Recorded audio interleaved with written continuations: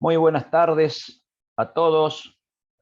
Estamos presenciando la novena conferencia del ciclo 2022 que ha organizado el equipo de dossier geopolítico para desarrollar un nuevo momento y un nuevo escenario que en general no son tratados por la mayoría de los, entre comillas, expertos en geopolítica.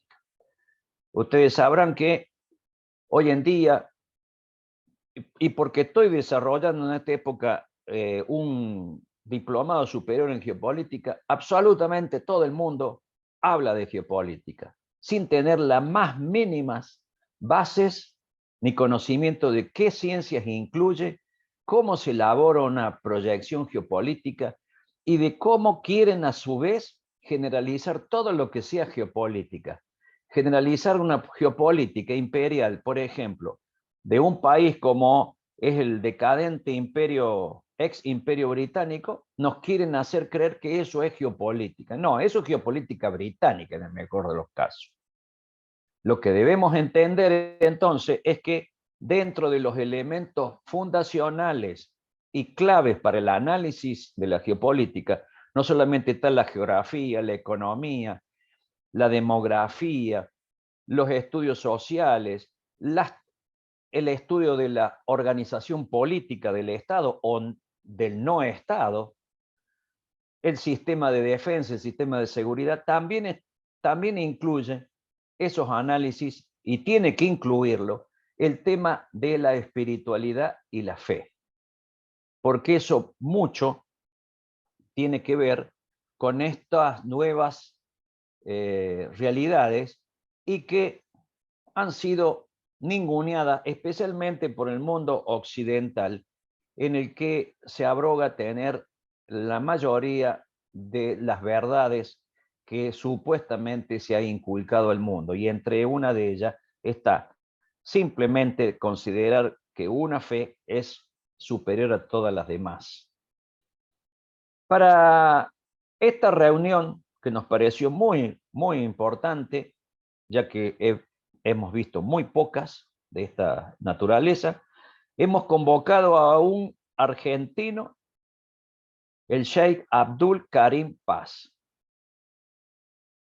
Abdul Karim Paz es licenciado en Filosofía por la Universidad de Buenos Aires, es magíster en Teología Islámica de la ciudad sagrada de Qom, en Irán, coordinador del diálogo interreligioso en Iberoamérica y miembro de la Asamblea Mundial Ahlul Bayt con sede en Teherán. Además es autor del libro La Iglesia dialoga con el Islam del año 2002 y Sacerdotes del Tercer Mundo, una visión islámica del año 2018. Karim Paz además ha tenido frecuentes contactos en su momento con el cardenal Bergoglio en Argentina y ha tenido también y tiene relación actualmente con su santidad Francisco, nuestro cardenal Bergoglio. Es muy interesante que veamos la proyección de esta geopolítica de las religiones, un camino hacia la paz que nos propondrá en esta conferencia Karim Paz, y les rogamos a todos, por favor, que mantengan los micrófonos cerrados. Vamos a tratar de evitar algún tipo de sorpresas, ya que ayer la empresa Zoom, que contratamos para este tipo de actividad, nos anunció que podríamos ser víctimas de algún tipo de ataques vía hackers o cosas por el estilo. Por lo tanto, vamos a ser muy meticulosos en el control de la gente que vaya a ir accediendo a esta conferencia el día de la fecha. Y antes de darle la palabra al amigo Karim Paz, debo anunciarles que en la próxima conferencia hablaremos de el despliegue chino en el Caribe, y para lo cual contaremos con la directora de un centro de estudio económico caribeño, Lourdes Guerreiro, de la Universidad de La Habana, para analizar cómo está la situación de ese despliegue económico y de la ruta de la seda en la zona caribeña. Estimado Abdul Karim Paz, quedas en uso de la palabra. Bueno, buenas tardes allí, buenas noches acá en Irán. Bismillahirrahmanirrahim, en el nombre de Dios y con su ayuda voy a hacer uso de la palabra. Te agradezco, Carlos Pereira Mele, por esta generosidad y amabilidad en invitarme a tu excelente programa de Dossier Político, a tu análisis geopolítico tan importante para nuestra región del mundo, donde muchas veces no se tiene acceso a una información cabal, una información plena, completa, objetiva, donde se analicen todas las posturas, porque soy consciente de que vos siempre tenés en cuenta todo lo que se dice del bloque, si se quiere, atlantista o occidental. Yo no diría, porque occidental con muchas comillas, ¿no? Somos todos occidentales y no tenemos toda la misma visión. Esa es una de las cosas que abusa muchas veces el gobierno norteamericano de hablar de la comunidad internacional, como si ellos representasen a toda la comunidad internacional o Occidente, ¿no? ¿Cuánto hemos escuchado eso de el Occidente judeocristiano, digamos, se alza contra tal o cual cosa, ¿no? El comunismo, qué sé yo, cuando en realidad eran, digamos, analizando con mucha precisión, eso cubría los intereses de una élite que tenía en muy poca consideración a las mayorías que decía representar, ¿no? Entonces, con ese nombre se hacían golpes de Estado y demás que después terminaban siendo formas de encubrir grandes negociados que empobrecían a la gente y demás. Nosotros tenemos en Argentina mucha experiencia de eso. De modo que bueno, creo que el programa que haces permite justamente el contraste entre distintas posturas, y en ese sentido yo te agradezco que nos des un espacio para poder presentar una visión político-espiritual o espiritual-político, que es muy importante en el análisis del Medio Oriente y que no se puede soslayar, y que no son cosas que como occidentales dentro de una cultura secular, secularizada, no podamos entender, y voy a tratar de explicarlo para que se vea que es bastante más fácil de entender de lo que nos quieren decir. Es un poco lo que nos pasa con economía. Cuando no quieren que entendamos las cosas, nos hablan de una manera que nadie entienda nada, ¿no? Todavía hay personajes que nos hablan de la economía, viejos personajes que han ocupado puestos de poder, que nos han hundido económicamente al país, pero vienen a hablar en la televisión de economía y hablan de una manera que pareciera que fuera una ciencia oculta y no se entiende muy bien. Y el principio de la economía, hay principios básicos de la economía, que es el producir, el gastar lo que se produce, y en todo caso, en caso de endeudarse, hacerlo con una sensatez y una lógica y una capacidad de pago racional, ¿no es cierto? Pero bueno, fuera de esas cuestiones tan simples, después nos la embarullan tanto que al final uno no entiende nada y termina, digamos, poniéndose la usura como un pilar de la economía. Bueno, con respecto al tema concretamente de la guerra mundial, la Tercera Guerra Mundial y el camino para la paz, que es el título de la conferencia, yo coincido, creo que ahora quedan pocas dudas, de que estamos en un enfrentamiento que podemos caracterizar como una tercera guerra mundial por su carácter justamente mundial, es decir, abarca, prácticamente no queda aquí nadie indiferente con respecto a este enfrentamiento.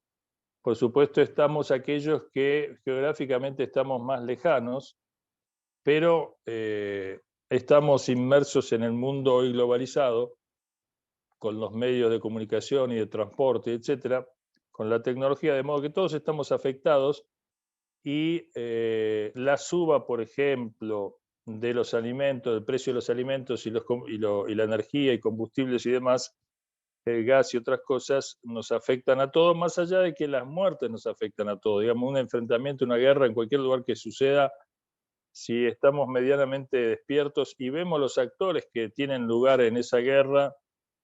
Por ejemplo, alguien puede creer que la guerra de Yemen es algo muy lejano. Sin embargo, cuando vemos que España provee de armas a Arabia Saudita en negociaciones millonarias, donde está metido el rey Juan Carlos y otros personajes, evidentemente las cosas están mucho más cerca de lo que uno creería, digamos, ¿no?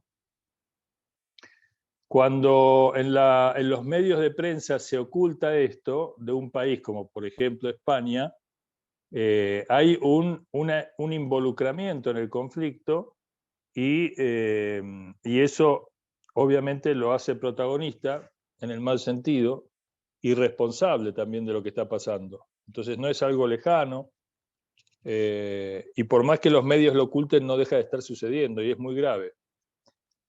Pero bueno, si muere alguien en París, inmediatamente todos los medios de comunicación se paran y nos muestran el hecho, aunque mueran 3, 4 personas, pero cientos de personas que mueren en otras partes del mundo no son noticia. Este manejo de la información también es cómplice de la situación. No hay duda entonces del enfrentamiento de la Tercera Guerra Mundial. Dijimos que es mundial porque involucra y además porque es un enfrentamiento de fondo, es una pelea de fondo. Esta vez están planteados en Ucrania enfrentados los dos bloques, el bloque multipolar por un lado y el bloque unipolar o si queremos lo podemos decir el bloque atlantista anglosajón, fundamentalmente, no solamente anglosajón, pero fundamentalmente el núcleo de la direccionalidad del frente unipolar o atlantista es anglosajona, y el frente multipolar, que tiene, desde el punto de vista de lo que es la visión del mundo, las civilizaciones, etcétera, engloba más civilizaciones que la atlantista, que en todo caso engloba una, que es fundamentalmente la de corte europeo, europeísta, modernista, y esencialmente, como dije, anglosajona. En esta Tercera Guerra Mundial, que el Papa Francisco en un momento describía como en cuotas o de apartes, ahora entramos en un momento en Ucrania ya directamente de un conflicto de enfrentamiento directo. En un terreno que podríamos decir, entre comillas, neutral, pero que ya es objeto del enfrentamiento directo de los dos frentes. Desde el punto de vista del análisis que hacemos nosotros, digo nosotros porque yo adscribo al análisis que se ha hecho en el frente multipolar, quien es el responsable de provocar este enfrentamiento es el frente atlantista, digamos, que ha llevado la militarización de Ucrania a un grado, digamos, de gran provocación contra Rusia, contra la Federación Rusa, rompiendo todos los acuerdos firmados por ellos en el tiempo. Y entonces, yo aclaro entre paréntesis que yo soy filósofo y teólogo, no soy un analista, digamos, de ciencias políticas necesariamente, pero sí, y voy a decir el derecho que me cabe como teólogo y filósofo a hablar de estos temas. Y la necesidad de enfoques teológicos y filosóficos y espirituales en estos temas. Para que alguien no diga, bueno, este que tiene que venir a opinar en esto, que no es del palo, digamos, como se dice en Argentina. Hay un claro provocador y hay un frente, en este caso el ruso, como cabeza, digamos, de este bloque multipolar que está enfrentándose y que lo hace en un sentido defensivo, es decir, se está defendiendo de una agresión en sus puertas que amenazaba su propia existencia, entonces más tarde o más temprano esto se iba a desarrollar y una de las cosas que está mostrando la guerra de Ucrania es que Ucrania, digamos, había sido preparado como terreno de enfrentamiento durante muchos años, De modo que esto era un poco inevitable, no porque se quisiese, sino porque desgraciadamente hay muchos intereses en juego para que esto ocurra. Y ocurrió, de hecho. El otro punto de la otra característica que todos vamos a coincidir es que esta guerra es más prolongada de lo que se creía en un momento. Es decir, ¿por qué? Porque no se trata de Ucrania, digamos, de forma aislada, sino que Ucrania es a su vez la punta de lanza de todo el poder atlantista detrás, fundamentalmente de Estados Unidos. Por lo tanto, se le otorgan todo tipo de apoyos, armas, dinero y demás para, de alguna manera, hacerle las cosas muy difíciles a los rusos.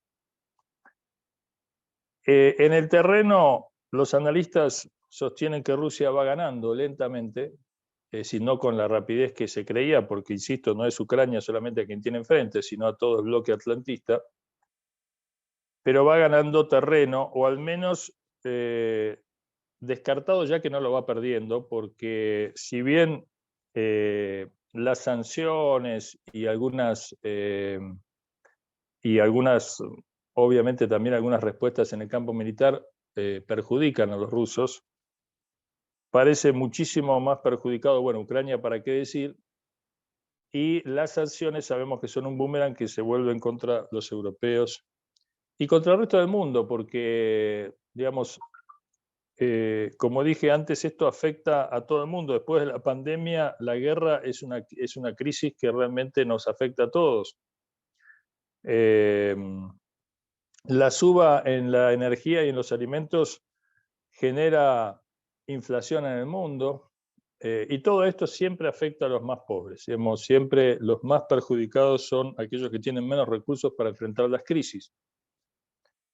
Y realmente un mundo después de la pandemia no estaba en condiciones y no está en condiciones de afrontar mucho más crisis. Es decir, las podemos sobrellevar algunos, pero muchos ya van cayendo en la indigencia, muchos van muriendo, mucho tejido social se va destruyendo y muchos están cayendo ya al pozo negro de las desgracias.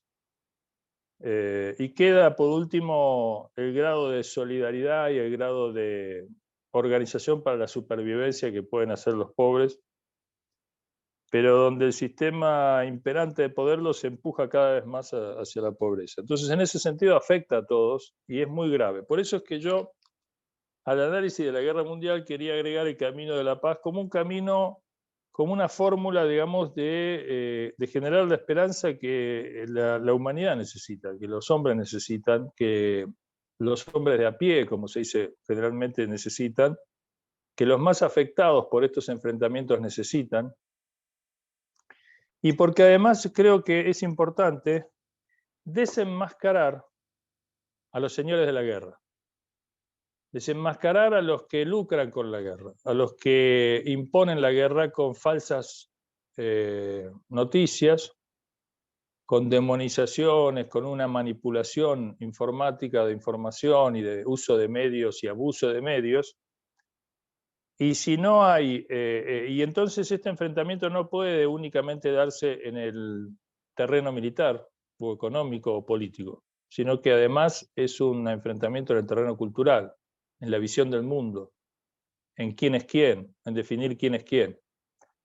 Y por supuesto que esto no es un enfrentamiento Occidente versus Oriente u Occidente libre contra el Oriente tiránico y todas esas cosas que venden, digamos, que son parte de la propaganda de guerra. Tampoco yo creo que Rusia haya demostrado, una cosa es la Unión Soviética y otra cosa es Rusia.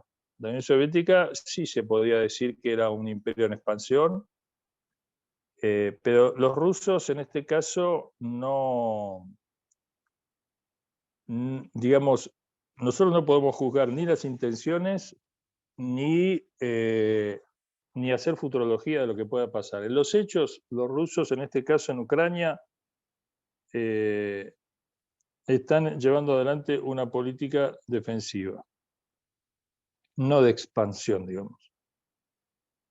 si alguien dice, bueno, pero si vos los dejás, si vos no los enfrentás, si vos no los acosás, si vos no los atacás, de alguna manera ellos te van a atacar. Bueno, eso es futurología. Personalmente yo pienso que no, y que además personalmente pienso que el poder atlantista es lo suficientemente fuerte como para defenderse en ese caso, si fuera el caso. Pero el poder atlantista, lejos de ser un poder defensivo, es un poder ofensivo.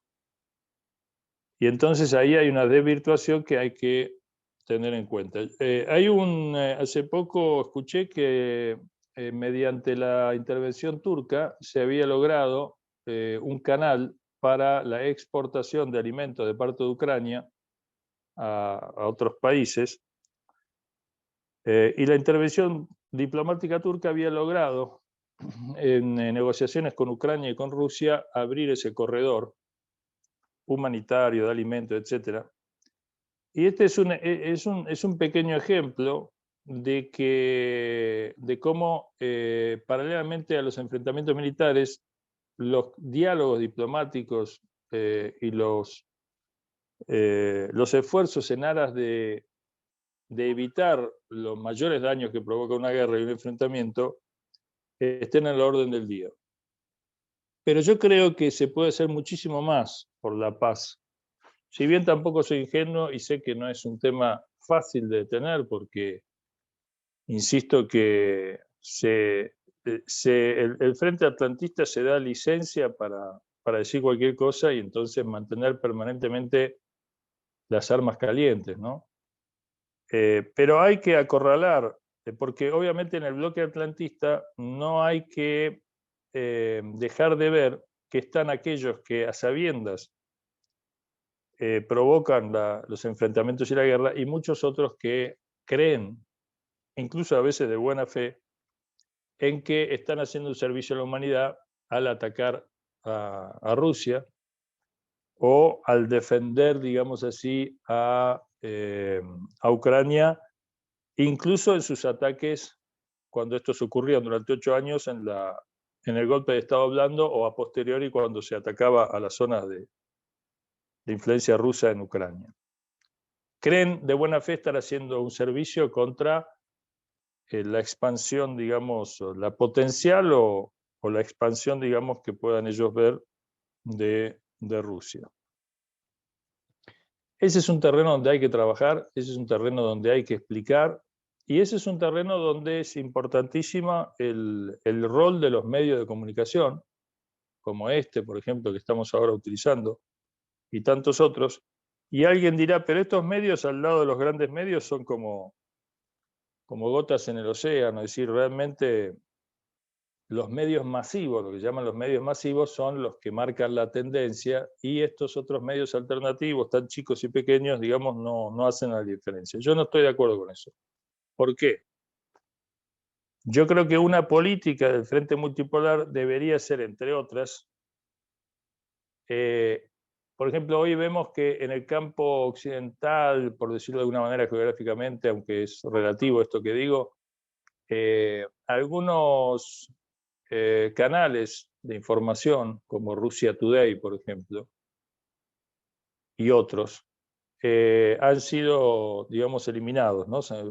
Cayeron bajo las sanciones, y entonces los medios controlados por el Frente Atlantista, los grandes medios globalizados, de globalización informática, han cerrado las puertas y han censurado y han dejado, digamos, al borde de los márgenes a los medios rusos, por ejemplo. Los medios chinos no terminan de aflorar. No hay un canal chino de la potencia de Russia Today, todavía hubo intentos, pero todavía no lo lograron. Y otros medios como, por ejemplo, Hispan TV de Irán, o Telesur, por ejemplo. Por ejemplo, Telesur, en la grilla de canales de cualquier, digamos, hogar argentino que tenga acceso económico al pago del cable, visión del cable, digamos, para informarse, Telesur es un canal entre miles. Por ejemplo, Telesur, digo, como un canal que muestra otra mirada del tema. Russia Today ya no se lo puede ver. Por ahí quedan algunos márgenes, pero se van cerrando esos márgenes para el llamado, entre comillas, mundo libre. Y entonces quedan, digamos, si uno tuviera la comandancia del poder multipolar, debiera llevarse a cabo una política de apoyo fuerte a todos los medios alternativos locales, nativos, que son realmente de una eficacia extraordinaria, porque le hablan al pueblo en su lenguaje, porque son del lugar, y porque son medios que tienen las dos campanas. Y por lo tanto no están dogmatizados dentro de una sola campana. Es decir, son medios que piensan, que analizan, que utilizan las referencias de ambas partes, que no tragan, digamos así, la información cruda, sino que la desmenuzan. Y si alguien dice, pero estos medios son absolutamente minoritarios y entonces no ejercen un efecto en la balanza, en lo que se llama el enfrentamiento cultural o ideológico, yo creo que no es así. Y hay un principio físico y metafísico que es el de la luz y la oscuridad. Vos cuando en una habitación oscura de 100 metros cuadrados, totalmente a oscuras, encendés un fósforo, una llama muy pequeña, te ilumina todo el ambiente. El temor que tienen los atlantistas en sus grillas informáticas del efecto que puede tener un canal adversario y la prohibición y sanción que se le hace a un canal adversario cuando ellos tienen miles de canales propios, te muestra la enorme debilidad de esa mayoría frente a esa presencia de un solo medio de comunicación, como puede ser, por ejemplo, Russia Today, o como puede ser Hispan TV. Siendo que del lado multipolar, los pueblos en Irán, en Rusia, en China, están bombardeados por toda una cantidad inmensa de canales de video, de televisión, de internet, con información del Frente Unipolar o del Frente Atlantista. Es decir, por ejemplo, en la República Islámica de Irán, rodean a Irán más de 300 canales en idioma persa contra Irán y contra su gobierno en forma permanente. Si cualquier iraní tiene acceso vía cable a escuchar a la BBC, a escuchar a la CNN y a escuchar cualquier cosa, pero no solamente la BBC y la CNN, que en última instancia son canales extranjeros, sino a una enorme cantidad de canales iraníes que le hablan en persa al pueblo persa y con falsas noticias, con análisis parciales, con medias verdades, con un ataque permanente. Entonces, ¿por qué? Porque tecnológicamente el Frente Unipolar es muy fuerte, económica y tecnológicamente y militarmente. Entonces, realmente la situación para el Frente Multipolar es muy difícil, pero tiene la fuerza de la justicia de muchas de sus posiciones, de la verdad de muchas de sus posiciones, entonces eso le permite contrarrestar toda esa enorme cantidad de esfuerzos que se hacen para eliminar. Entonces, uno de los caminos de la paz, como vengo diciendo, es acorralar a esa minoría que se escuda en Occidente, que se escuda en Europa, que se escuda en el llamado mundo democrático, libre, etcétera, etcétera, con toda esta cantidad de, digamos, de títulos muy pomposos, ¿no? El mundo libre, el mundo de la libertad, el mundo democrático, el mundo de los derechos humanos, el mundo del respeto a las libertades individuales, y todas esas cosas que se dicen, que en realidad esconden, como por ejemplo en Estados Unidos se escucha que la gente se queja y dice el levantamiento de los que no tienen voz del 1% contra el 99% controlado por Wall Street. Entonces, vos ves que las mayorías en ese occidente que declama ser el representante del mundo libre, las mayorías son víctimas de esos poderes. Entonces, si vos pudieras darle voz a esas mayorías, se vería que detrás de toda la parafernalia militarista, y toda la propaganda cómplice, y toda la, digamos, toda la cantidad de falsedades que se dicen y demás, en rigor, si uno agudiza su análisis y perfecciona sus análisis, se va a dar cuenta que es una minoría camuflada, encubierta, que engaña inclusive muchas veces a la mayoría con la información falsa y con la manipulación de la información. Y entonces, en ese sentido, una táctica muy importante es aislar, o sea, a esa minoría, es mostrarla como tal, como lo que es, que no es la expresión de la mayoría. La mayoría querría tener relaciones con los rusos y con el frente, con los chinos, con los iraníes o con... Por supuesto que es fundamental en un mundo donde el poder material, el poder de las armas es tan decisivo, el poder económico, es fundamental para todos los pueblos ser independientes y estar fuertes, para no ser manipulados por nadie, no solamente por el frente unipolar, sino eventualmente por el frente multipolar si lo quisiera. En el camino de la paz frente a este conflicto mundial, también hay un poder religioso muy importante que se podría utilizar, que no se utiliza, desgraciadamente, con la intensidad. De la misma manera que yo soy crítico de que no se utiliza la fortaleza para apoyar a los medios de información alternativos. No hay una política multipolar de ayuda a esos medios concreta para facilitarles la tarea, para perfeccionar su tarea, y me parece es un error grave.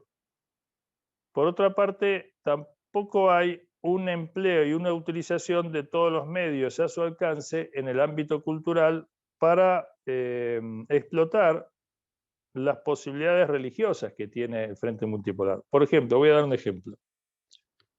Todos somos testigos de las posturas del Papa Francisco. El Papa Francisco, a diferencia de una presión dentro de la curia y dentro de la Iglesia para que se pronuncie decididamente en favor del bloque atlantista y de Ucrania, el gobierno ucraniano, y decididamente en contra de Putin y de Rusia, hay una enorme presión y una gran crítica hacia las posturas del Papa que intenta resistir a esa tendencia y mostrarse como un negociador, como un hombre, digamos, que puede tener un canal abierto de diálogo con los rusos, y un hombre que permanentemente llama a la detención de la guerra y la paz. A su vez ha tenido conversaciones con su par ruso de la Iglesia Ortodoxa, el patriarca Kirill, que sabemos todos que no han prosperado, pero no importa, como propaganda, digamos, como diplomacia por la paz, tiene su peso importante. Si no fuera así, el Papa no sería tan criticado. Ahora, ¿en este terreno se han utilizado todos los medios? Yo creo que no, que el Frente Multipolar puede hacer muchísimo más presión. Si yo fuera el Frente Multipolar, realmente le daría mucho más incidencia al Papa Francisco. Y además haría intervenir también, haría un gran congreso mundial interreligioso para hablar del tema de la paz. Porque en el Frente Multipolar hay una coincidencia en el ámbito religioso de que se debe detener la guerra de Ucrania para que haya paz, pero que esa paz tiene condiciones. Y una de las condiciones es la neutralidad que debe tener Ucrania. Es decir, Ucrania no puede ser un frente de combate donde una de las partes militarice en favor propio, en favor propio, digamos, en provecho propio a ese terreno y desnaturalice la neutralidad que debería tener, que fue pactada hace años por ambos bloques y que no se respetó. Entonces, eso traducido conceptualmente sería una paz con justicia, no un mero cese de fuego, porque, digamos, si no cambian las condiciones, si no se generan condiciones de seguridad para todos, evidentemente no se van a venir a tener conversaciones de paz. Tiene que ser una paz con justicia. Y la justicia aquí significa una garantía de neutralidad, de modo que las zonas de influencia rusa en Ucrania no se vean amenazadas, las zonas de influencia, si se quiere, más pro-occidental no se vean amenazadas, y de alguna manera Ucrania recupere su carácter neutral. Hoy digo Ucrania, mañana puede ser otros países, porque si Ucrania mañana, uno de los problemas de esta Tercera Guerra Mundial es que no se va a detener fácilmente, porque supongamos un escenario donde Rusia obtiene todos sus objetivos de seguridad para las zonas de población, digamos, de habla rusa y de cultura más prorrusa. Esto no se va a detener. Ya de hecho hay otros países que quieren ingresar a la OTAN, hay otros países que van a ser utilizados de la misma manera que fue utilizada Ucrania como terreno de provocación. Es decir, esto es un tema desgraciadamente para largo. Entonces, paralelamente a los enfrentamientos en el terreno militar, nunca debe dejarse de lado la tarea diplomática, la tarea cultural, la tarea de esclarecimiento y la tarea de contrarrestar una serie de información que apunta a mantener viva la llama del enfrentamiento permanente. Apagando las voces más sensatas que haya en el escenario en pro de condiciones justas o más equilibradas para detener los enfrentamientos. En este sentido quiero ser claro, yo no estoy diciendo que hay un camino para la paz que es desaprovechado y que si fuera aprovechado mañana se resuelve todo en 2 minutos, no es así, sabemos que no es así. En el peor de los escenarios, una fuerte diplomacia en pro de la paz con justicia y esclarecimiento de los temas ayudaría, como dije, a debilitar al frente provocador, a aislar a la élite que está manipulando a las mayorías en ese frente para justificar el enfrentamiento y justificar todos los daños colaterales que hay en ese enfrentamiento, atribuyéndole estas consecuencias a la otra parte, digamos así. Y en ese sentido, aumentaría la presión y aumentaría el desgaste de aquellos que la tienen más fácil en caso de que no se haga esta actividad, digamos, a la que yo estoy aludiendo. En este sentido, creo que el factor espiritual y el factor religioso no está cumpliendo y no está desarrollando todo su potencial. En la encíclica Laudato Si, Francisco dice una cosa muy importante, muy interesante. Todos hemos escuchado ya esta frase famosa de él que dice: de esta crisis salimos todos juntos o no se salva nadie, nos salvamos todos o no se salva nadie. Y ahí en Laudato Si dice de que la crisis, bueno, Laudato Si habla fundamentalmente de la crisis social y ambiental, pero puede ser aplicado a lo que estamos nosotros hablando ahora, que es este enfrentamiento de Tercera Guerra Mundial. Porque parte de esta provocación que se está haciendo en el terreno militar en Ucrania, que se hizo a los rusos, también se hace a la naturaleza y también se hace a la población. Es parte de este mismo poder elitista que impone un avasallamiento de los derechos de las mayorías y de los pueblos. Entonces él dice que todos debemos sentarnos a la mesa interdisciplinaria para buscar una salida conjunta a esta crisis, y entonces dice que en esta mesa interdisciplinaria debe haber políticos, debe haber hombres de ciencia, debe haber periodistas, debe haber movimientos sociales, sindicatos, debe haber industriales, etc. Digamos, todos tienen que estar invitados a la mesa. Y también los teólogos, él dice. Y ahora voy a apuntar a este tema para ir redondeando lo que quiero significar. Si uno analiza las religiones monoteístas abrámicas, judaísmo, cristianismo y el islam, en la esencia de estos mensajes religiosos hay una clara postura en pro de la paz con justicia. Por ejemplo, vemos el caso de Noé contra el poder idolátrico de su época, el caso de Abraham contra el poder en Babilonia de Nimrod, el caso de Moisés contra el faraón, el caso de Jesús contra el César y el caso de Muhammad contra el poder idólatra de la Meca en alianza con los imperios vecinos, contra la población, justificando la esclavitud, justificando los abusos, justificando la idolatría como una forma de manipulación de la gente, adorando ídolos de barro, etc.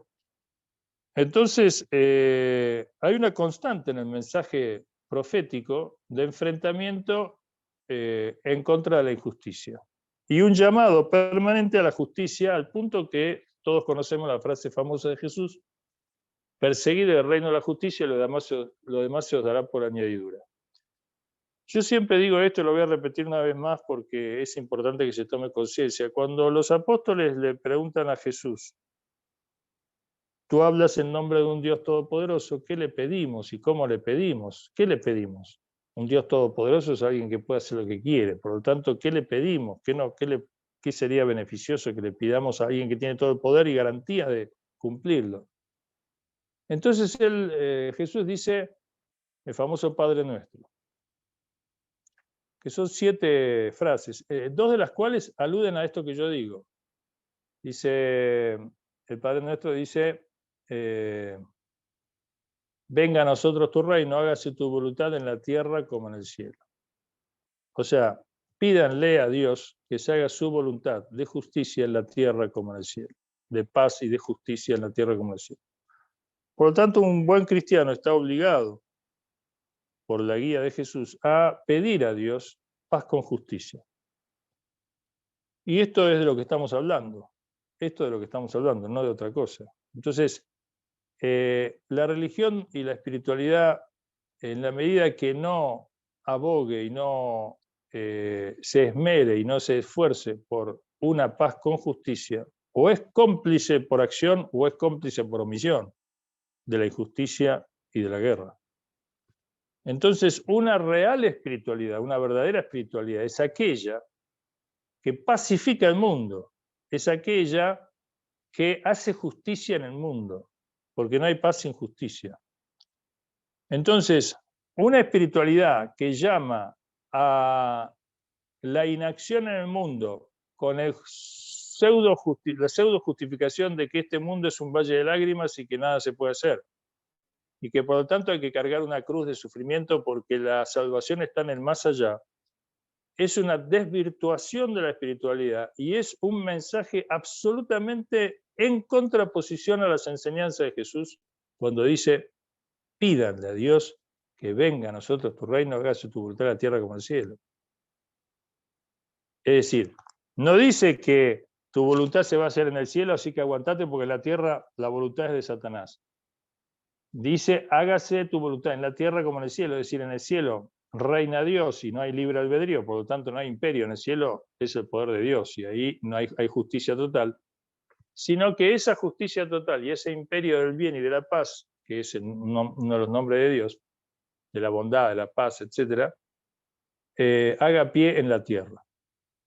Entonces, este es el compromiso espiritual, de modo que el hombre de fe, sea judío, cristiano o musulmán, y también en las otras religiones, debe esforzarse y debe comprometerse con la paz y debe denunciar al agresor. De ahí la figura del pastor. ¿El pastor quién es? El pastor es el que cuida a las ovejas del ataque de los lobos. Ahora, un pastor que mientras se comen los lobos a las ovejas, dicen, bueno, aguanten, ovejita, porque ustedes saben que van a tener más allá el consuelo.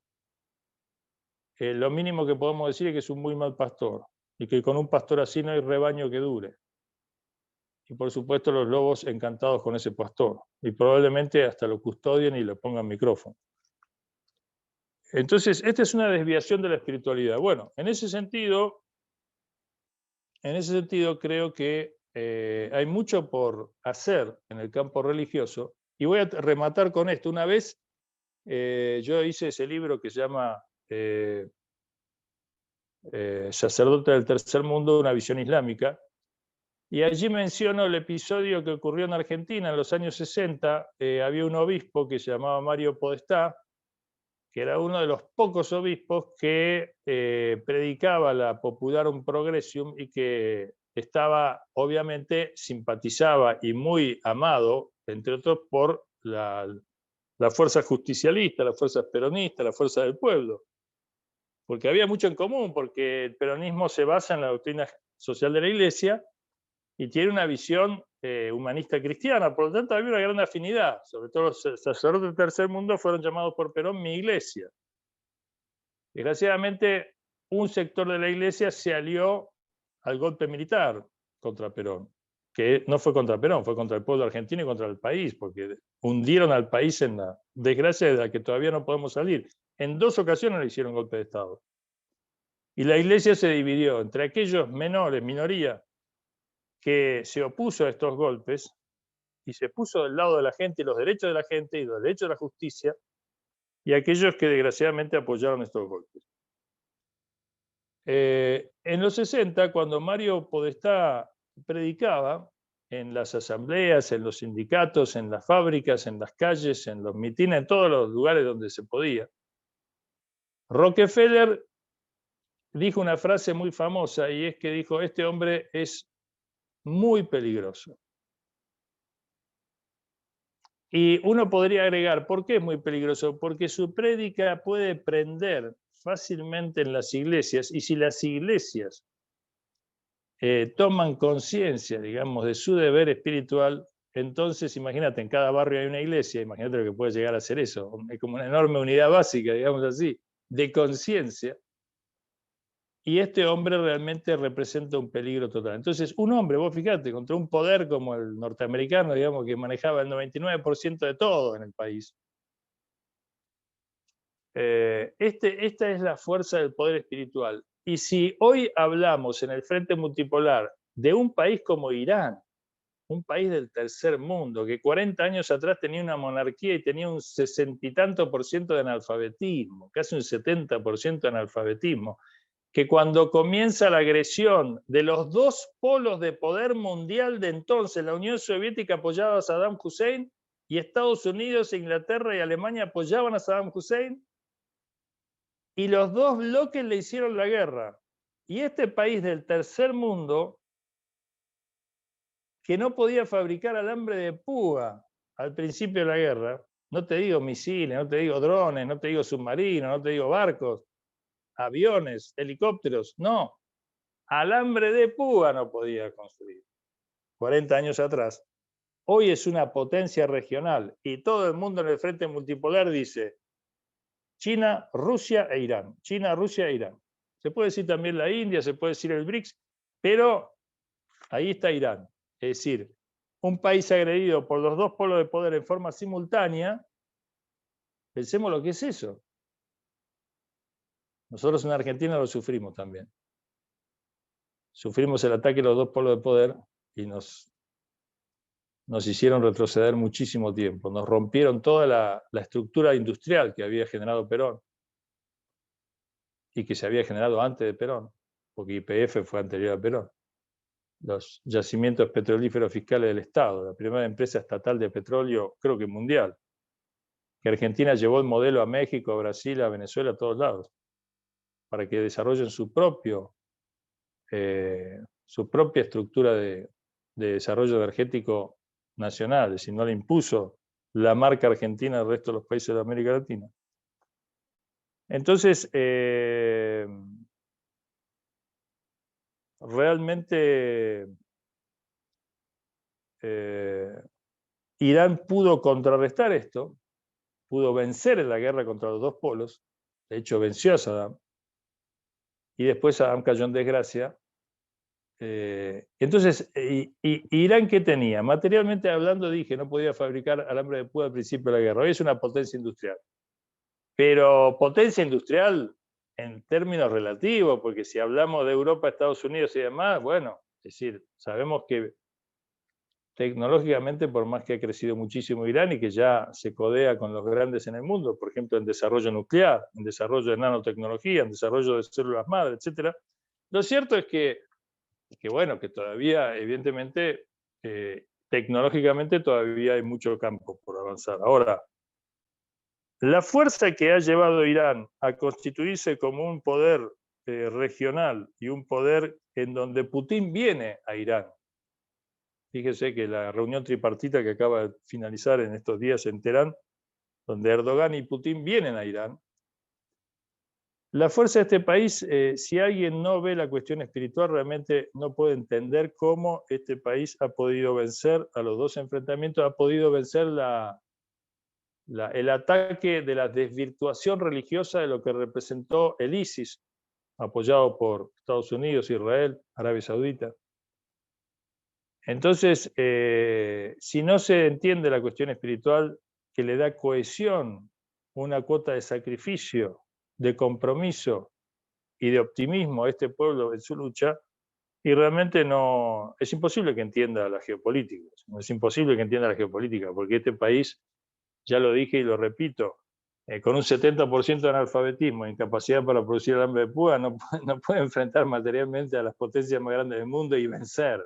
No se puede, no hay manera, digamos, para que materialmente yo explique esto. Ahora, si yo lo explico en términos espirituales y traigo a la mente la figura de David enfrentando a Goliat con una onda, entonces empiezo a entender la importantísima y crucial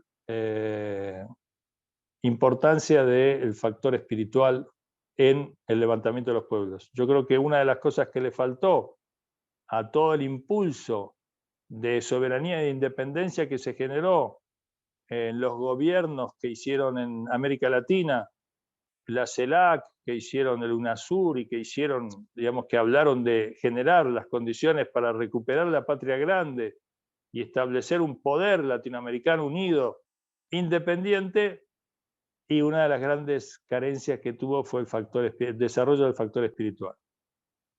Y el imperio ha tenido éxito de alguna manera en, a los ojos de este movimiento, generalizar o circunscribir en los aspectos religiosos a los aspectos negativos de lo religioso cuando fue aliado de los poderes tiránicos y golpistas. Y eso es una cuestión de falsa información.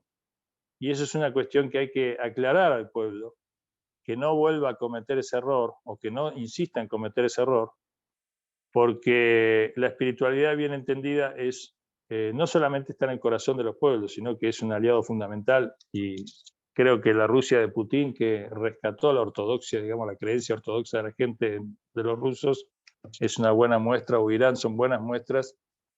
La influencia que puede tener el Papa en la prédica de la patria grande y la organización de la comunidad o la comunidad organizada es otra muestra. Así que bueno, yo con esto quiero dar fin a mi intervención y abrir el debate y agradecer una vez más a vos, Carlos, por el espacio. Hay mucho que hablar, pero bueno, no se puede. O sea, yo tenía anotadas muchas otras cosas también para decir, pero creo que ya es suficiente. Creo que la idea ojalá se haya entendido y ustedes me dirán. Bueno, Karim, sí, tenemos para hablar muchísimas cosas, pero creo que has dado en uno de los elementos. Así como al principio explicaba que en la geopolítica eh, no se puede obviar el factor espiritual para los análisis. Vos has hecho hincapié en esta revolución, que quizás fue la última revolución romántica del siglo XX, que fue la del imán Khomeini, y acompañado por su pueblo, ¿no? También uno lo puede vislumbrar, o por lo menos yo personalmente lo he podido vislumbrar en una visita una invitación que se me hizo para participar de un ciclo de charlas en Moscú, en el Instituto Latinoamericano, Latinoamericano Ruso, esa espiritualidad también en la población y fundamentalmente en la población joven. Y allí uno empieza a entender muchas otras circunstancias, empieza a entender que no es como nosotros nos hacen vivir la vida espiritual, no es como nosotros los medios que han transformado a las religiones en un mera elemento de decoración que participan en estos momentos y que simplemente lo han usado como una herramienta más para control y dominio poblacional. Esto que vos nos has transmitido realmente es importantísimo y también todos estos caminos de paz que debemos iniciar y profundizar y reconstruir y en muchos casos construir porque está todo destruido también.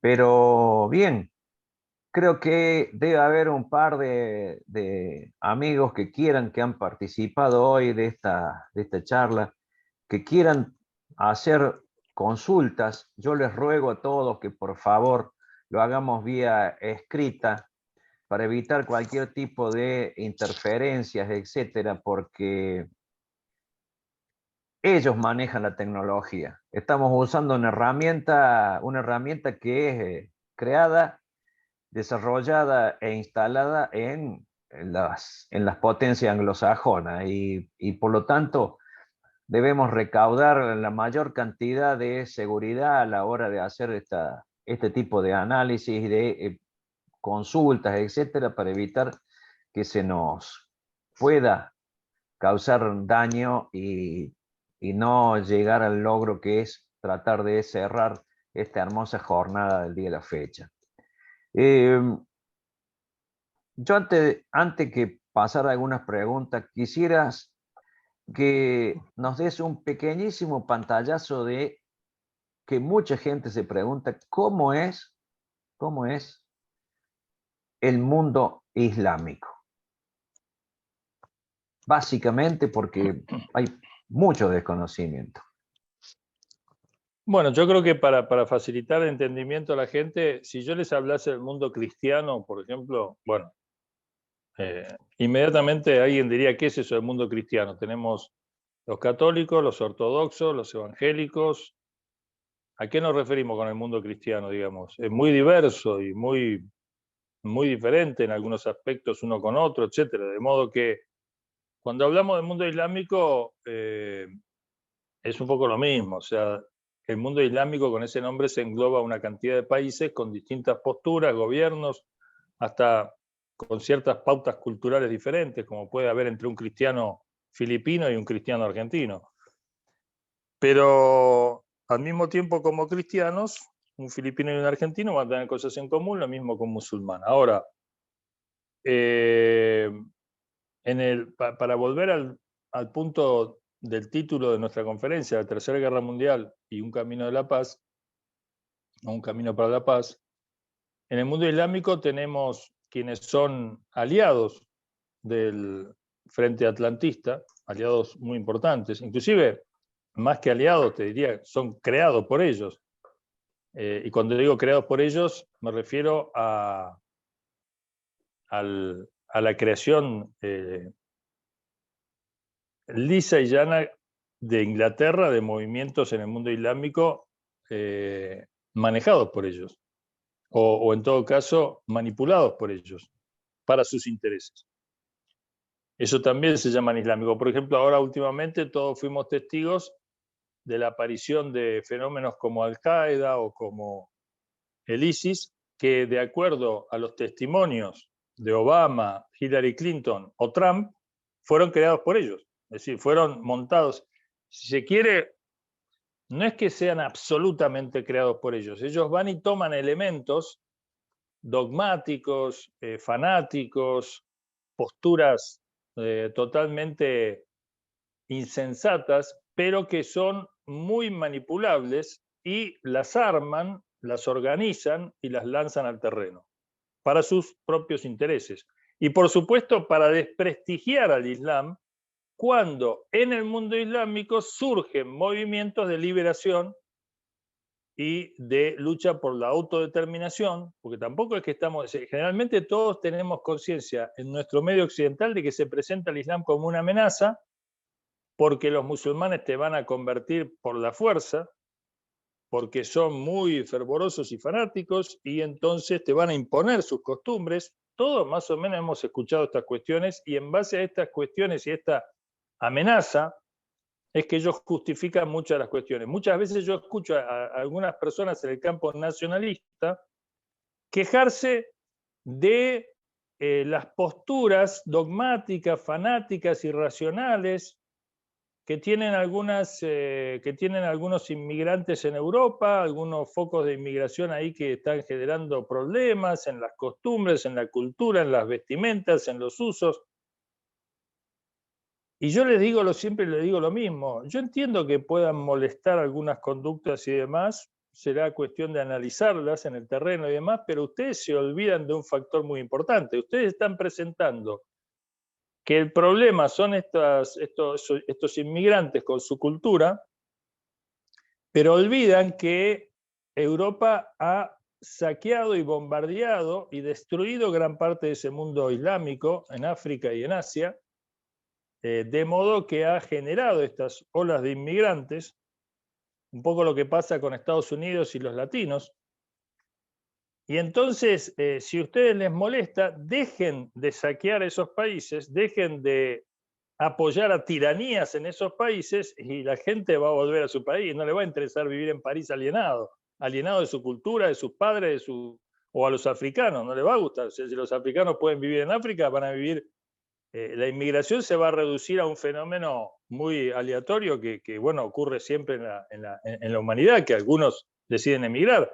Pero estas inmigraciones masivas son la consecuencia y el signo de un desequilibrio y de unas posturas que generalmente estos nacionalistas, entre comillas, no ven.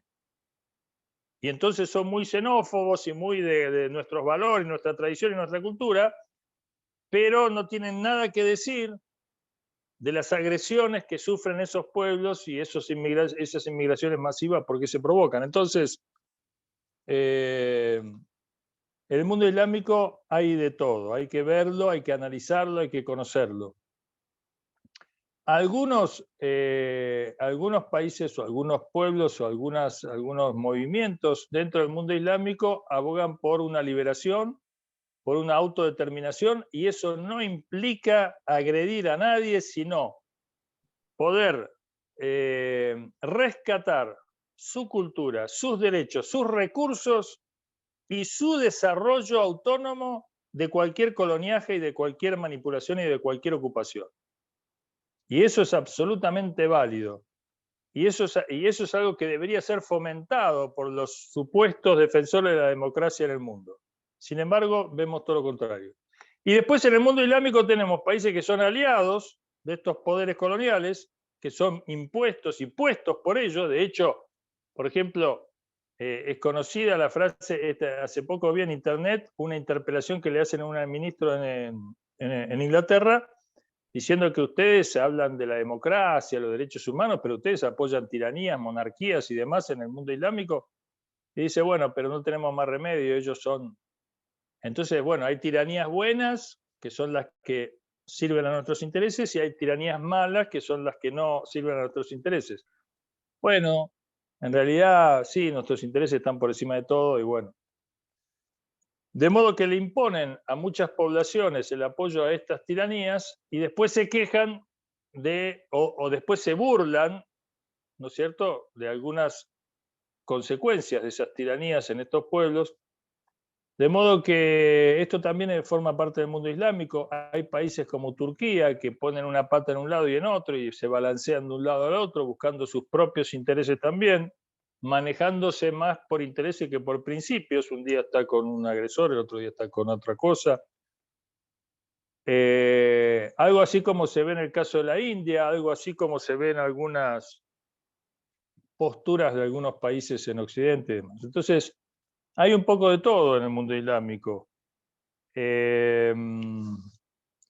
Pero creo que lo primero para diferenciar al mundo islámico es ver quién realmente rescata su cultura, sus valores y sus recursos materiales, se apoya en su propia tradición cultural, que es el Islam. El Islam, como sabemos, es un mensaje religioso político, es decir, el profeta y muchos de sus sucesores han ejercido el rol de jefe de Estado. No hay ninguna incompatibilidad entre la profecía y el ejercicio de la jefatura de Estado, como el caso de Salomón en el judeocristianismo. Y como además nosotros creemos que cuando a Jesús se lo acusan, los romanos lo acusan, digamos, instigado por los judíos, por el Sanedrín, no por todos los judíos, porque los apóstoles eran judíos. Jesús mismo, digamos, reivindicaba no cambiará, digamos, un ápice de la ley de Moisés, decía, así que, digamos, sino que lo criticaban de ser rey de reyes, de tener pretensiones políticas, como si el César fuera el único que puede tener pretensiones políticas, digamos. Jesús decía, no, mi reino no es de este mundo. Nosotros tenemos una interpretación de esas palabras. En caso de que las hubiera dicho efectivamente, nosotros creemos que Jesús lo que quiso decir es que la situación no estaba preparada para que Jesús gobierne, porque el gobierno de Dios no es un gobierno impuesto por la fuerza, digamos. Nosotros no somos ángeles que obedecemos ciegamente lo que Dios dice. Somos seres libres, somos seres humanos. Lo que Dios quiere de nosotros es la sumisión de grado, la obediencia de grado, digamos, libre, no impuesta. Y Jesús lo que dijo en su momento fue que la situación no estaba para ejercer gobierno. De hecho, vimos que no estaba la situación. Pero Jesús va a tener una segunda venida. Y Jesús dijo, pidan la justicia, lo demás se lo dará por añadidura. Entonces, y también dijo, venga a nosotros tu reino, el reino de Dios, venga a la tierra y se concrete en la tierra. Entonces Jesús tiene un programa político. No podría no tenerlo. Santo Tomás dice, la mayor forma de caridad es la buena política, porque la buena política es lo que me permite a mí el bien común. Y no hay mejor bien que el común. Yo puedo ser bueno en mi casa, pero alguien que es bueno en el barrio es mejor que yo, y alguien que es bueno en el país es mejor que el que es bueno en el barrio, y alguien que es bueno en la región es mejor que el que es bueno en el país. Es una cosa muy evidente. Entonces, esta es la cuestión. El mundo islámico tiene de todo, igual que el mundo cristiano tiene de todo. Hay que saber discernir, no se puede tomar en bloque, los musulmanes son así o asá. El otro día, hablando con una persona, inclusive estimada y demás, denunciaba que una persona musulmana se había portado mal, entonces estas minorías nos quieren imponer a nosotros en nuestro país cristiano. Y yo le dije, es una barbaridad lo que decís. Porque si a mí un católico o un judío me hace algo malo, yo no puedo decir de que las mayorías católicas me están imponiendo. No, yo tengo que circunscribir lo que pasó a la mala conducta de un sujeto que dice ser cristiano, que su cristianismo lo tendría que obligar a ser bueno con su prójimo, sin embargo ha sido malo conmigo, y yo de ninguna manera puedo generalizar y decir que las mayorías católicas me imponen una política tiránica contra mí y contra mis derechos, cuando es un individuo. De la misma manera, porque un musulmán cometa un acto de inconducta, suponiendo que lo haya realizado, yo no puedo decir que las minorías musulmanas me quieren imponer a mí su cultura y sus cosas por la fuerza.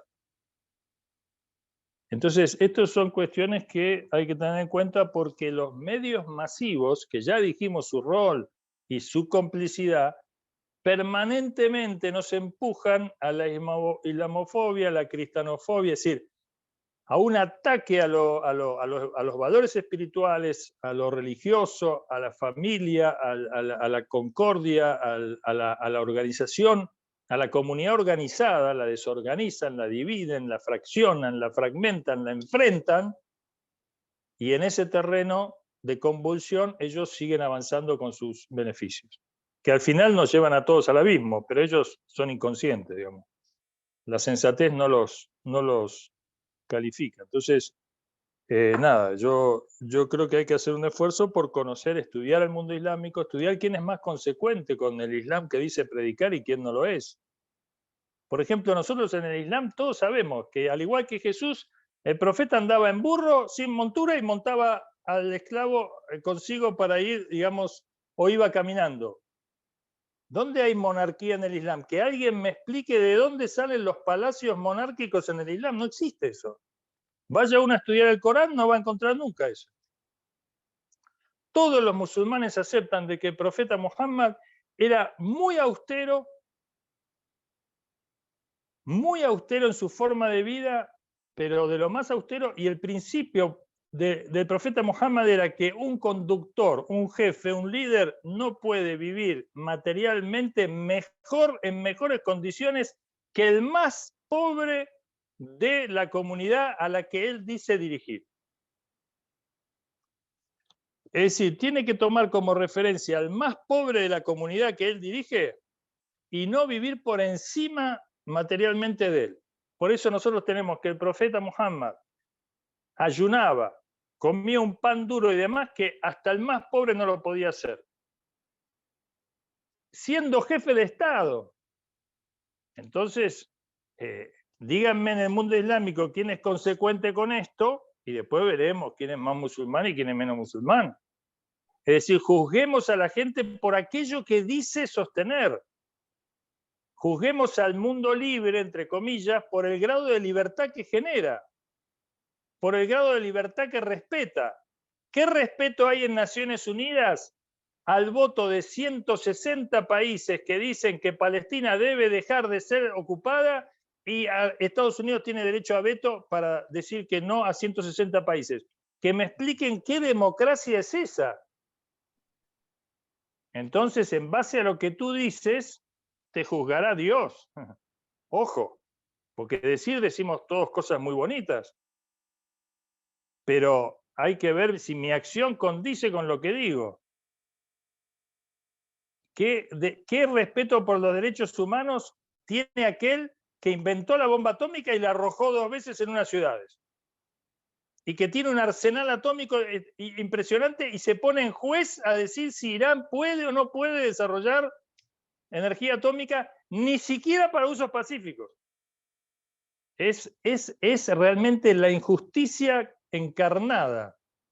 De modo que, muy lejos del principio cristiano que ellos dicen sostener, que persigue la justicia y lo demás se los dará por añadidura, se erigen en jueces, hacen uso del poder nuclear contra las poblaciones y ahora son los jueces que nos van a decir qué países pueden desarrollar.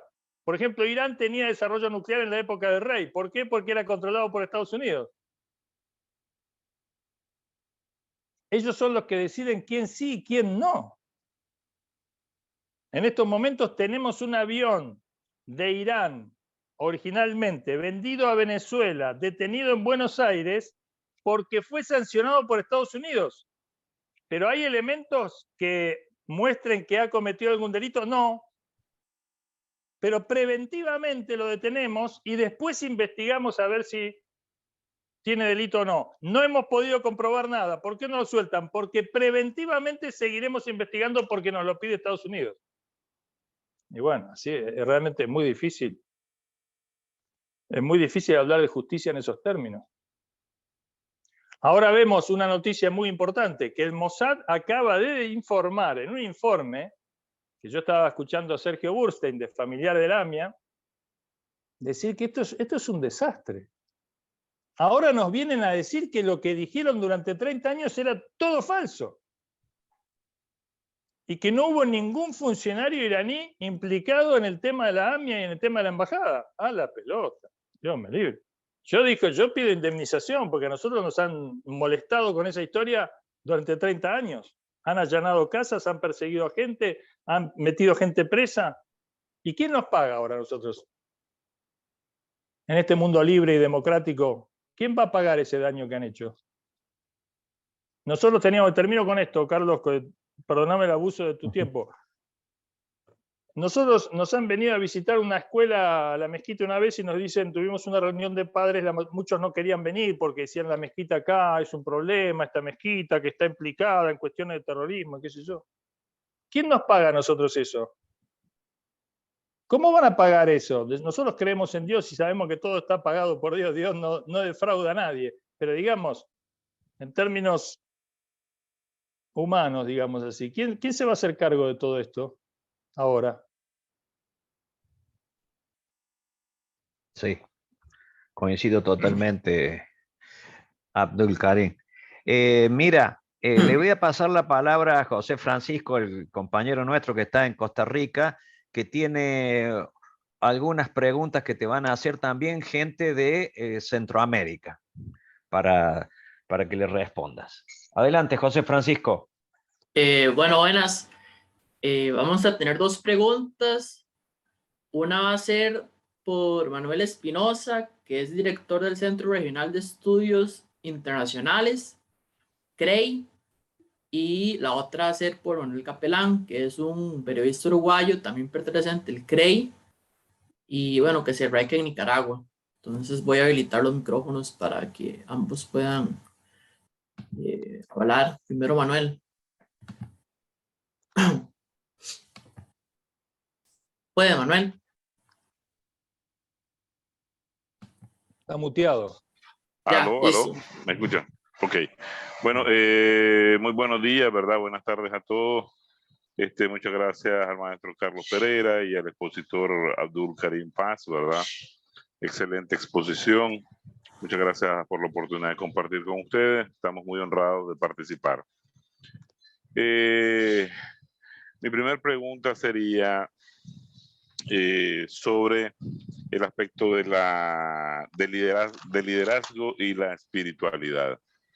En este contexto, ¿verdad?, de una situación de guerra mundial, de guerra global, porque al final este periodo hay que atravesarlo y además de este periodo de transición, pues vendrá uno nuevo y también va a requerir de un enorme liderazgo. Entonces, ¿cuál debe ser ese nivel de liderazgo y espiritualidad que el maestro aconseja, ¿verdad? Mantener, tener, despertar, crear, organizar. Y él mencionaba de que en estos esfuerzos multilaterales en el hemisferio, como el ALBA, CELAC, UNASUR, otros, hay una carencia, ¿verdad?, de espiritualidad en este esfuerzo. Entonces, me gustaría saber cómo desarrollar mayores esfuerzos en este aspecto de espiritualidad que el maestro decía. Y la tercera está relacionada con la espiritualidad y el globalismo, ¿verdad? ¿Cómo reforzar la lucha a favor de la espiritualidad en esta coyuntura donde la destrucción de valores esenciales por parte del globalismo es latente? Muchas gracias y felicitaciones por excelente disertación. Bueno, Carlos, con permiso. Karim, si Sí. quiere le damos la palabra a Manuel para que conteste las dos de una vez las preguntas de los participantes. A Jorge Capelán, perdón, a dar la palabra. Como tú digas, como tú digas.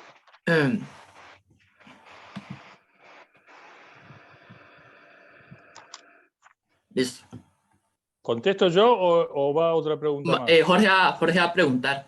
Bueno, está bien. Dale. Muchas gracias por la muy interesante exposición. A mí un aspecto que me llamó mucho la atención fue el planteamiento de la convergencia que hay en las tres religiones del libro sobre el tema de la paz con justicia, la centralidad que esa idea tiene. Elaborando un poco sobre ese tema, yo primero, ¿no? O sea, esta crisis, toda esta guerra que estamos viendo no es solamente de las potencias atlantistas contra Rusia, es en última instancia contra China. Y es para mantener los privilegios, para mantener la unipolaridad, o sea, los privilegios históricos de esos intereses imperialistas sobre el resto del mundo. De esta perspectiva, de paz con justicia, el fin de esa paz con justicia debería ser el surgimiento de un orden multipolar, pero me gustaría una reflexión desde un punto de vista teológico, espiritual, tomando en cuenta no solamente las religiones del libro, sino que hay muchísimos habitantes en el planeta que son budistas, taoístas, animistas, diferentes tipos de religiones, pero cómo desde una perspectiva espiritual hacerle frente al riesgo tan grande que hay de que se desencadene una hecatombe termonuclear en el planeta. Esa era la pregunta, ¿no? Después, déjeme decir una cosa, le mandamos grandes saludos desde Nicaragua. La nicaragüense es una revolución hermana con la revolución iraní, nacimos el mismo año, y la definición del modelo social de desarrollo de Nicaragua es cristiano, socialista y solidario, ¿no? Y por eso nos hemos encontrado tal vez con muchas incomprensiones en el exterior, no dentro de Nicaragua, porque eso no es un problema, ¿no? La inmensa mayoría del pueblo nicaragüense es creyente, ¿no? Pero yo sí, ciertamente, pues esa definición es la que nos ha a nosotros permitido desarrollar, elaborar o producir un modelo de desarrollo propio del país, de la patria de Sandino. Muchas gracias.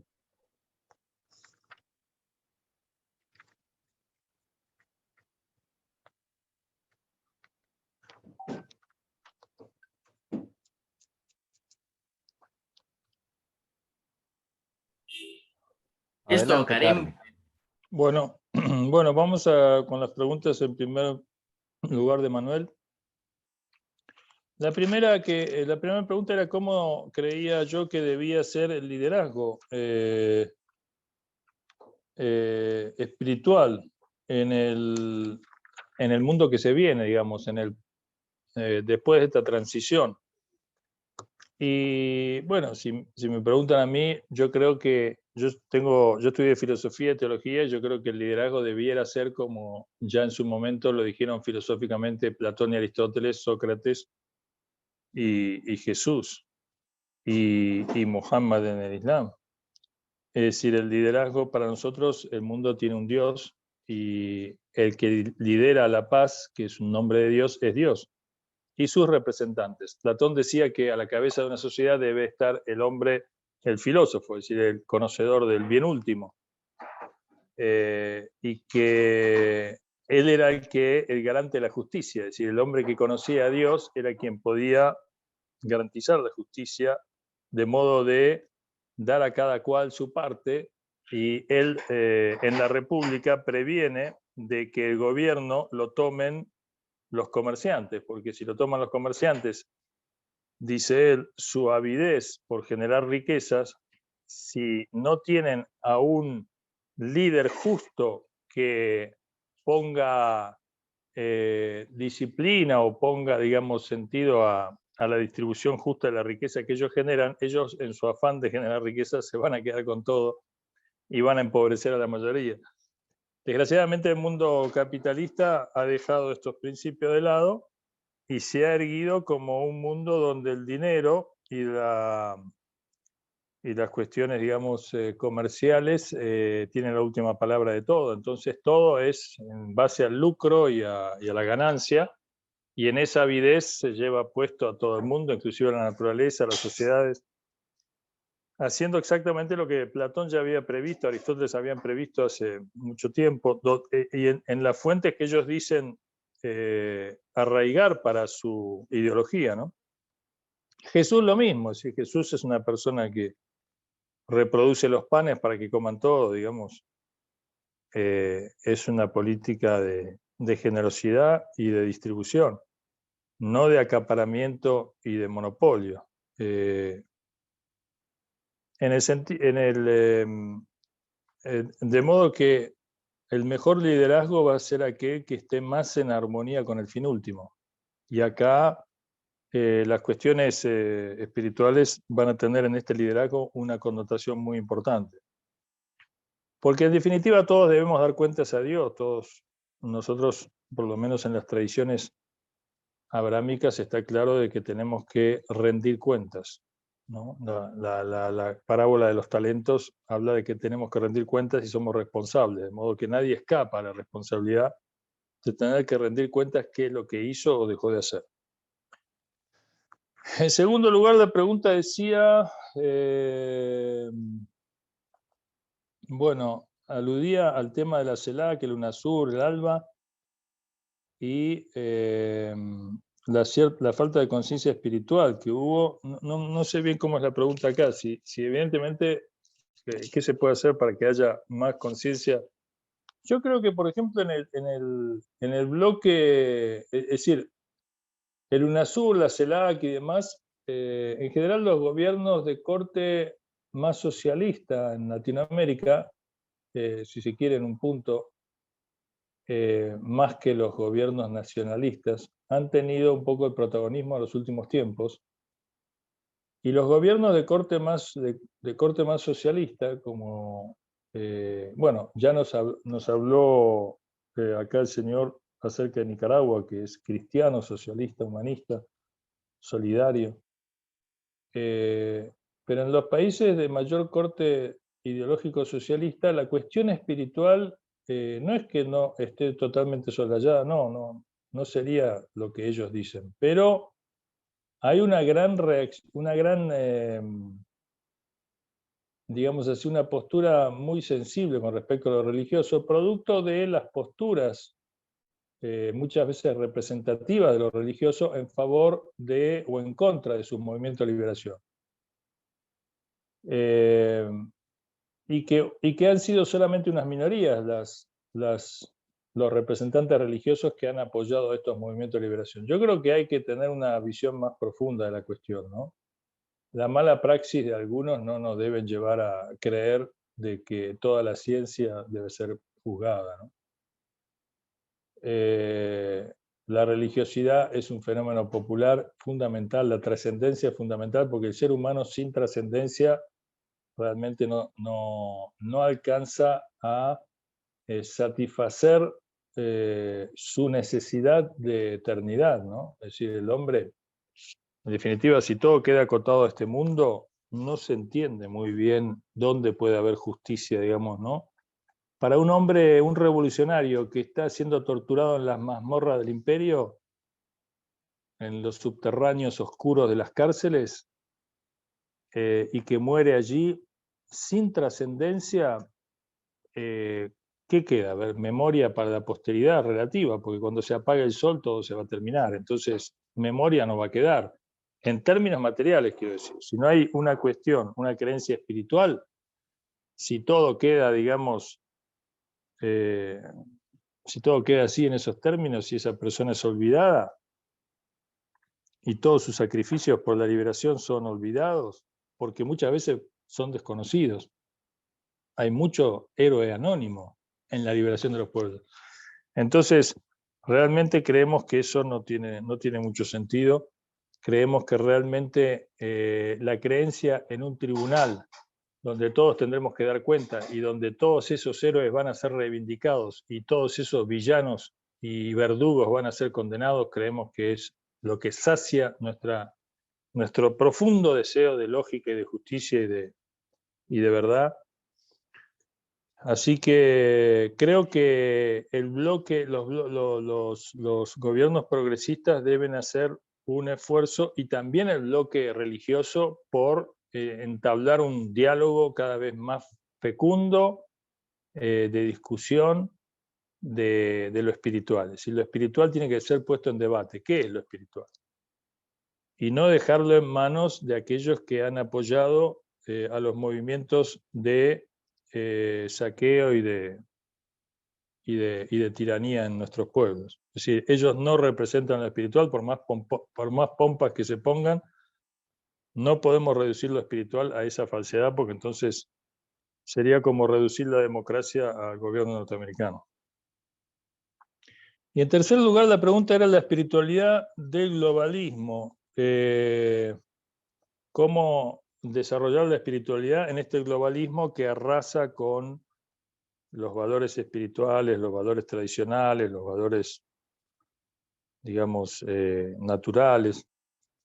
Bueno, lo podemos desarrollar. Yo en parte dije, para mí el Frente Multipolar tiene bastante desarrollada la maquinaria bélica. En estos días, digamos, está mostrando que es capaz de enfrentar, digamos, a la provocación que ha sufrido.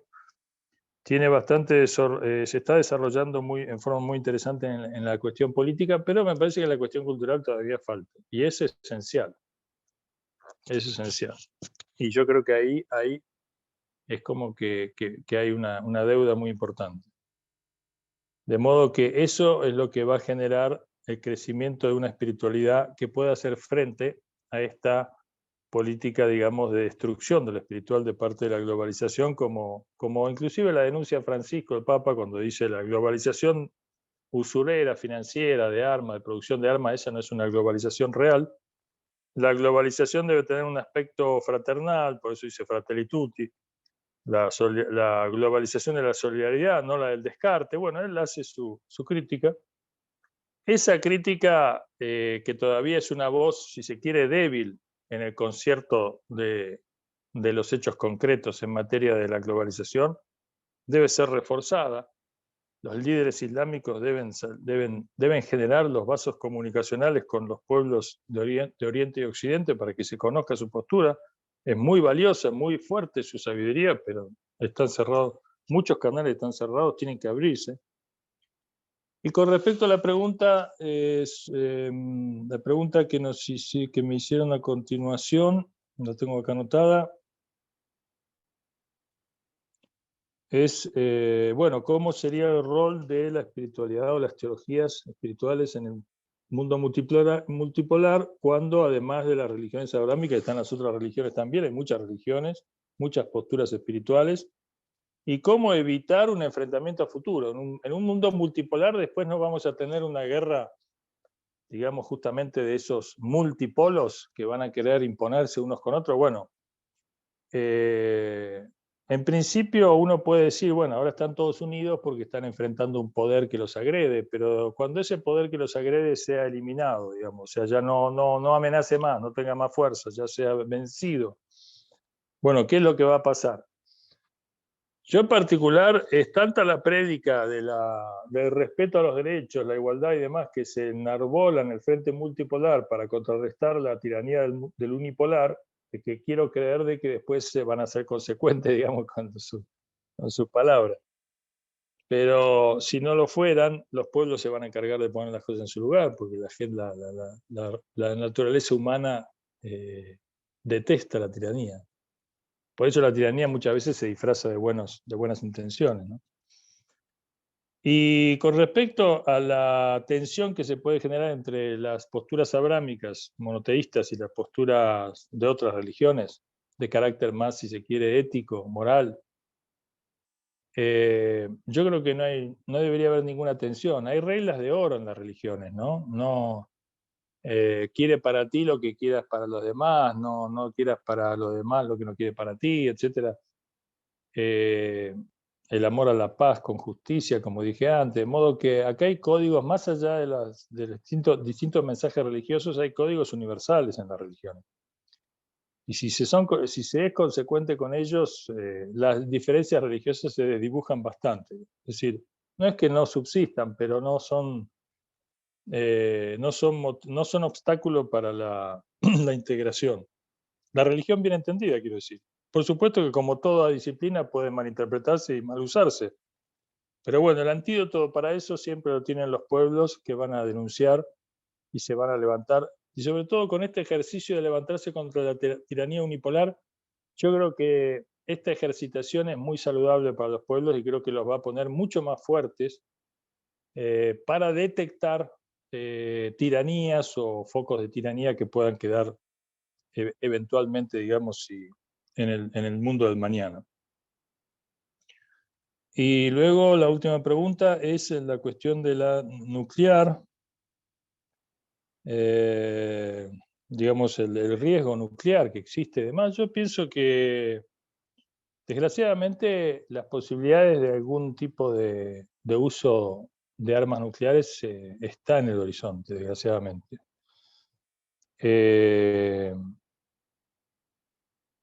Incluso uno podría llegar a pensar de que puede haber muy malos perdedores en esta contienda y hacer uso de cualquier cosa, digamos. Pero insisto que el problema que tiene aquel que quiere usar armas nucleares es que más allá de la propaganda que puede manipular, obviamente eso no tiene posibilidad de justificarse de ninguna manera. Han logrado sí hacer uso y salir ilesos de alguna manera, no estén condenados por una parte importante de la población mundial, a pesar de que lo han utilizado. Entonces podrían volver a utilizarlo. Pero bueno, para prevenir eso y la pseudo justificación de un uso nuclear de quien sea, hay que incrementar la diplomacia de la paz. Hay que incrementar la diplomacia de la sensatez. Y yo creo que, bueno, estas tareas, por más que uno, insisto, crea que estos medios alternativos que estamos haciendo uso hoy, con la tecnología, como dijo Carlos, de ellos, que la han producido ellos y demás, creo que esto debe fortalecerse, debe incrementarse. Y yo para nada soy pesimista de los efectos que estos medios pueden tener. Pero agrego que deben ser fortalecidos. Es una irresponsabilidad que todo quede librado a la patriada o al esfuerzo que hacen algunos individuos, digamos, a pulmón, que me parece súper loable, pero aquellos que tienen poder y teniendo poder no apoyan el fortalecimiento de estos medios, para mí van a tener que dar cuenta de la omisión que están haciendo, porque es totalmente incongruente con los principios que dicen estar defendiendo. Estas voces que analizan las dos campanas tienen que, porque si uno prende cualquier medio masivo de televisión no se analizan las dos campanas. Es decir, y por lo general, cuando están las dos campanas, vamos a ver que está en proporción de 10-1. A mí me han llevado a televisión, muchas veces cuando explota algo en el mundo me invitan a la televisión y me ponen ahí de muñeco que representaría, digamos, la zona condenada, y me ponen 10 tipos contra mí, y yo contesto, pero digamos, es muy injusto el reparto. De modo que no cambia la ecuación. Pero de todas maneras, nosotros aprovechamos mucho esos espacios, de todas maneras, sobre todo si el programa es en vivo, no grabado. Pero lo correcto sería realmente que estos programas que digo invitan a pensar, a profundizar, sean parte de la prevención para evitar catástrofes mayores. Que la gente esté mucho más preparada y consciente para denunciar y desenmascarar a aquellos que nos quieran justificar hecatombes. No hay lugar para eso. Perfecto, Karim. Como todos sabrán, estamos llegando al final de nuestro tiempo establecido.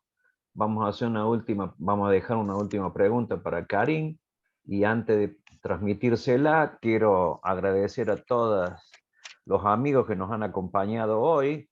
Recuerden que estas conferencias luego son grabadas, en este momento está siendo grabada, y son luego subidas a nuestro canal de YouTube de Dossier Geopolítico, donde están las anteriores ya subidas, y que forman parte de este nuevo patrimonio de crear un núcleo duro de pensamiento estratégico, fundamentalmente desde una postura suramericana para entender el mundo, y desde lo cual hacemos este esfuerzo, y que debo agradecer a todos los amigos que nos acompañan, y fundamentalmente a nuestro querido amigo José Francisco, que desde Costa Rica nos hace el apoyo técnico permanentemente. Así que voy a dejarle una pregunta que nos hace uno de los asistentes, que es técnica, diríamos. Es del ingeniero Rodolfo Uranga, en la que nos dice: muchas gracias, Abdul Karim, nos aportas una visión no sectaria, independiente y comprometida. Ahora viene la pregunta: ¿qué significa sheikh? ¿Equivalente a sacerdote o capacitado o anciano consejero del pueblo? Bueno, se ve que sabe un poco la respuesta, porque sheikh es una palabra árabe que significa anciano y significa jefe. Y es toda una connotación espiritual, porque al contrario de la política de Descartes, materialista, que considera a los viejos una cosa superflua y descartable, en una sociedad espiritual los viejos tienen mucho valor, porque son la voz de la experiencia, digamos. Y el pase generacional para que las generaciones nuevas no cometan los errores cometidos por las anteriores y aprovechen todas las virtudes de las anteriores, es justamente que los viejos o los ancianos o los tengan un lugar de jefatura, en el sentido, no que sean gerontes, digamos, que manejan, sino de que realmente su experiencia sea aprovechada.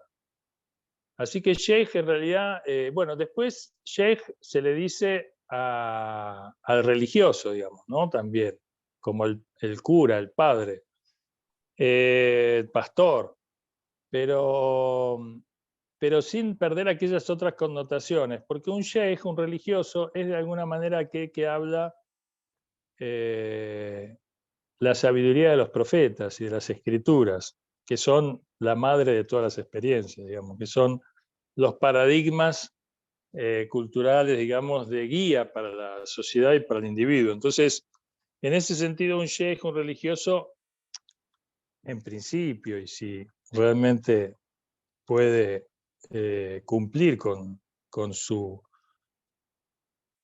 planteo, es una persona que de alguna manera ocupa un lugar de relevancia en materia de guía y de educación. Por eso es que es muy importante que la espiritualidad esté viva en una sociedad y que realmente las escrituras sean motivo de análisis y pensamiento y discernimiento. Porque lejos de ser libros antiguos y fuera de circulación, son libros espirituales. Y como lo espiritual es actual permanentemente, porque lo espiritual predomina sobre lo material es fugaz y cambiante, pero lo espiritual tiene connotaciones universales, permanentes. Entonces, esa lectura de una sociedad es muy importante. Cuando la sociedad se materializa y pierde sus guías espirituales, queda librada a la manipulación de los oportunistas de turno. ¿Y para qué decir que estos oportunistas de turno van a tener su plantel religioso de la que se llama, el imam Khomeini lo llamaba los santurrones de la corte, los peores enemigos de un religioso auténtico, de un religioso coherente? Son los santurrones de la corte, que van a decir, como le decían al imam Khomeini, no, usted se mete en política, usted es un sabio, no se meta en política, la política es sucia. Y el imam Khomeini le decía, la política de ustedes es sucia, la política es muy limpia. La política es una herramienta para limpiar a la sociedad, pero ustedes la ensucian, y son ustedes los que la ensucian, no la política. Bueno. Desgraciadamente hoy hay una corriente que se intenta instalar de que la política es sucia, son todos corruptos, hay que echarlos a todos. Primero, eso en términos generalizados así no es verdad, no son todos iguales. Y en segundo lugar, que la política no es culpable de los políticos corruptos. Los políticos corruptos son corruptos, digamos. La política siempre va a ser un instrumento para organizar a la población, para defender a la población y para desarrollar una población. Si no, ¿qué queda? Entonces el mensaje apolítico o contrapolítico es un mensaje muy peligroso, que generalmente lo vemos bastante difundido, ¿no? Bueno, más o menos creo que cualquier cosa, después seguimos. Magnífico, Karim. Brillante exposición, agradecimiento de mucha gente acá en el chat por tu brillante exposición. Gracias a vos. Le debemos recordar a los amigos que están presentes que prácticamente en Irán son las 2 de la mañana del día domingo, mientras acá van a ser las 7 de la tarde.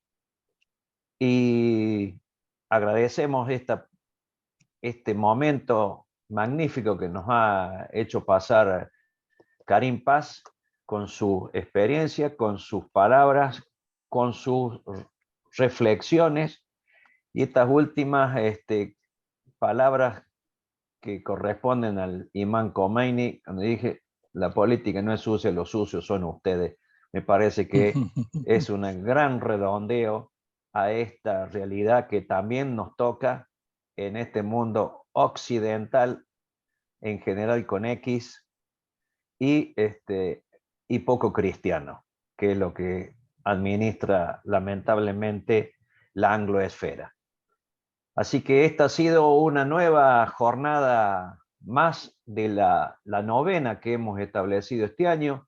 Le agradecemos a todos vuestra presencia. Los invitamos a la próxima conferencia que, como ya adelanté, será realizada desde La Habana, desde la Universidad de La Habana por Instituto de Economía sobre el desarrollo potencial de China en la zona del Caribe.